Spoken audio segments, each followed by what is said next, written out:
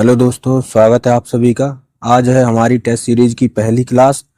आप अगर चैनल पर नए हैं तो चैनल को सब्सक्राइब कर लीजिए और बेल आइकन प्रेस कर लीजिए, जिससे आगे आने वाली सभी क्लासेस की नोटिफिकेशन आप तक पहुंच जाए। टेलीग्राम पर हर संडे को होने वाली टेस्ट सीरीज से जरूर जुड़िए, जिससे आपको आपकी तैयारी का लेवल पता लगेगा और टेस्ट में फर्स्ट आने वाले टॉप 3 स्टूडेंट्स को कुछ इनाम राशि भी दी जाएगी। टेस्ट सीरीज की पूरी जानकारी आपको टेलीग्राम पर ही दे दी जाएगी। टेलीग्राम चैनल का लिंक आपको डिस्क्रिप्शन में मिल जाएगा और कोई समस्या आती है तो आप इस व्हाट्सएप नंबर पर संपर्क कर सकते हैं। चलिए क्लास को स्टार्ट करते हैं। आपका पहला प्रश्न है, निम्नलिखित में से किस पुरस्कार की शुरुआत से पहले अर्जुन पुरस्कार को भारत का सर्वोच्च खेल सम्मान माना जाता था? इनमें से कौन सा पुरस्कार है जिससे पहले अर्जुन पुरस्कार को भारत का सर्वोच्च खेल सम्मान माना जाता था? तो आपका सही आंसर हो जाएगा ऑप्शन बी, मेजर ध्यानचंद खेल रत्न।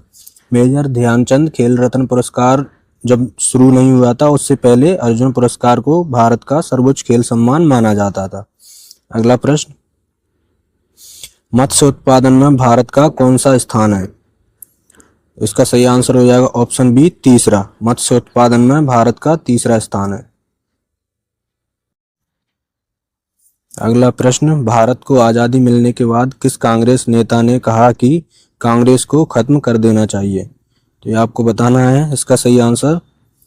इसका करेक्ट आंसर हो जाएगा ऑप्शन सी, महात्मा गांधी।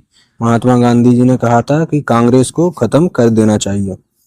भारत को आज़ादी मिलने के बाद ये कहा गया था। अगला प्रश्न, लॉर्ड डफरिन के काल में निम्न में से कौन सा अधिनियम पारित किया गया था?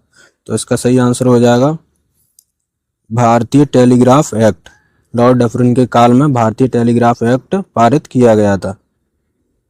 अगला प्रश्न, राजस्थान के पहाड़ी किलों को किस वर्ष में यूनेस्को विश्व धरोहर स्थल के रूप में शामिल किया गया था?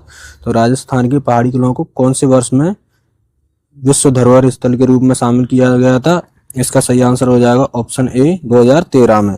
2013 में राजस्थान के पहाड़ी किलों को यूनेस्को की विश्व धरोहर स्थल में शामिल किया गया था और ये 6 पहाड़ी किलों को शामिल किया गया था। इनके नाम है आमेर का किला, रणथंभौर किला, चित्तौड़गढ़ का किला, गागरोन किला, जैसलमेर किला और कुंभलगढ़ किला। अगला प्रश्न,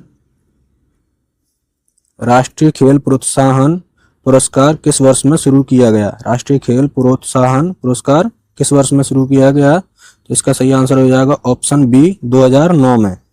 अगला प्रश्न, भारत में सर्वाधिक किस प्रकार की मिट्टी पाई जाती है? तो ये आपको बताना है भारत में सर्वाधिक कौन सी प्रकार की मिट्टी पाई जाती है। इसका करेक्ट आंसर हो जाएगा ऑप्शन सी, जलोढ़ मिट्टी। जलोढ़ मिट्टी भारत में सर्वाधिक पाई जाती है।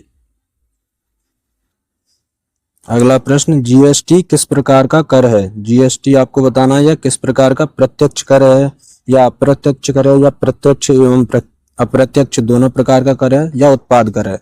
तो इसका सही आंसर हो जाएगा यह अप्रत्यक्ष कर है। ऑप्शन डी इसका करेक्ट आंसर हो जाएगा और इसे 1 जुलाई 2017 को लागू किया गया। अगला प्रश्न, अशोक चक्र पदक का व्यास कितना है? अशोक चक्र में जो पदक होता है उसका व्यास कितना है, ये आपसे पूछा गया है।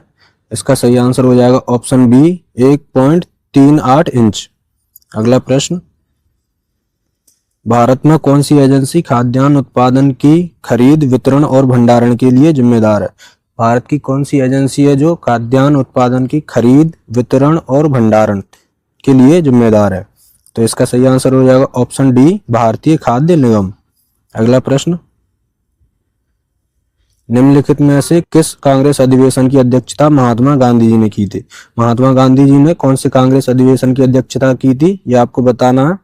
इसका करेक्ट आंसर हो जाएगा ऑप्शन बी, बेलगाम अधिवेशन। बेलगाम अधिवेशन की अध्यक्षता महात्मा गांधी के द्वारा की गई थी। अगला प्रश्न, भारत में प्रथम चीनी मिल की स्थापना कब हुई थी? भारत में प्रथम चीनी मिल की स्थापना यह आपको बताना है। इसका करेक्ट आंसर हो जाएगा ऑप्शन ए, 1903 में। 1903 में भारत में प्रथम चीनी मिल की स्थापना हुई थी। अगला प्रश्न, निम्नलिखित में से कौन सी महारत्न कंपनी नहीं है? तो ये आपको बताना है। सेल जो कि भारतीय इस्पात प्राधिकरण लिमिटेड, आईओसी भारतीय तेल निगम, एचएएल हिंदुस्तान एरोनॉटिक्स लिमिटेड, तो ये तीनों ही भारतीय महारत्न कंपनी है। तो इसका सही आंसर हो जाएगा ऑप्शन डी, सभी महारत्न कंपनी है ये तीनों। अगला प्रश्न, निम्नलिखित में से किस व्यक्ति को पत्रकारिता में पुलित्जर पुरस्कार मिला है? तो पत्रकारिता के क्षेत्र में ये आपको याद रखना, पुलित्जर पुरस्कार दिया जाता है। तो इनमें से कौन से व्यक्ति हैं जिनको पत्रकारिता के क्षेत्र में पुलित्जर पुरस्कार मिला है? तो इसका सही आंसर हो जाएगा ऑप्शन बी, गोविंद बिहारी लाल। गोविंद बिहारी लाल को पुलित्जर पुरस्कार मिला है। अगला प्रश्न, पंडित रविशंकर को कितनी बार ग्रैमी पुरस्कार मिला है? तो इसका सही आंसर हो जाएगा ऑप्शन सी, 5 बार। 5 बार पंडित रविशंकर को ग्रैमी पुरस्कार मिला है। अगला प्रश्न, सब्जियों की व्यापारिक खेती को क्या कहा जाता है? सब्जियों की व्यापारिक खेती को ऑप्शन डी, ओलरीकल्चर कहा जाता है। ओलरीकल्चर कहा जाता है सब्जियों की व्यापारिक खेती को। अगला प्रश्न, रिंग ऑफ फायर किस महासागर में पाया जाता है? रिंग ऑफ फायर ये आपसे पूछा गया है, किस महासागर में पाया जाता है? तो इसका सही आंसर हो जाएगा ऑप्शन ए, प्रशांत महासागर में। प्रशांत महासागर में रिंग ऑफ फायर पाया जाता है। अगला प्रश्न, ढाका किस देश की राजधानी है? तो ढाका बांग्लादेश की राजधानी है। ऑप्शन ए इसका करेक्ट आंसर हो जाएगा। अगला प्रश्न, भारत का वित्तीय वर्ष कब शुरू होता है? ये आपके ऑप्शन है 1 मार्च, 1 फरवरी, 1 अप्रैल या 1 मई।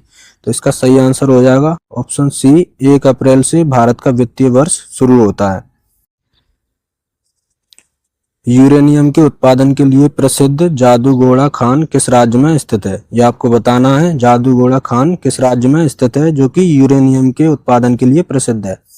इसका सही आंसर हो जाएगा ऑप्शन बी, झारखंड राज्य में। झारखंड राज्य में जादूगोड़ा खान स्थित है। अगला प्रश्न,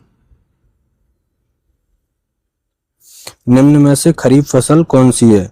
ये आपको बताना है, सरसों, गेहूं, जौ, मक्का, इनमें से खरीफ फसल कौन सी है? इसका करेक्ट आंसर हो जाएगा ऑप्शन डी, मक्का खरीफ फसल है। अगला प्रश्न, निम्नलिखित में से कौन सा देश आसियान का सदस्य नहीं है? तो आसियान का भारत सदस्य नहीं है। आसियान जो संगठन है उसका भारत सदस्य नहीं है। अगला प्रश्न, एमएनसी का पूर्ण रूप क्या है? तो एमएनसी का पूर्ण रूप यह आपको बताना है, इसका करेक्ट आंसर हो जाएगा option A, multinational corporation. Multinational corporation इसका सही आंसर हो जाएगा, एमएनसी का पूर्ण रूप। अगला प्रश्न, विटीकल्चर का संबंध निम्नलिखित में से किससे है? विटीकल्चर का संबंध निम्नलिखित में से किससे है? तो इसका सही आंसर हो जाएगा ऑप्शन डी, अंगूर उत्पादन से। अगला प्रश्न,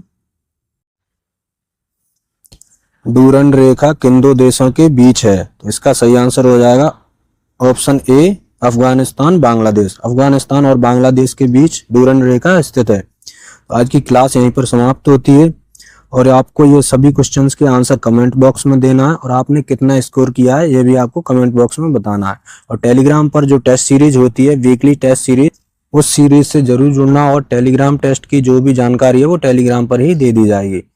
तो वीडियो अगर अच्छी लगी हो तो वीडियो को लाइक कीजिए और सभी दोस्तों में शेयर कर दीजिए। और टेस्ट सीरीज से जुड़ने के लिए वीडियो को शेयर कर दीजिए जिससे सभी स्टूडेंट्स ज़्यादा से ज़्यादा संख्या में टेलीग्राम टेस्ट सीरीज से जुड़ सकें।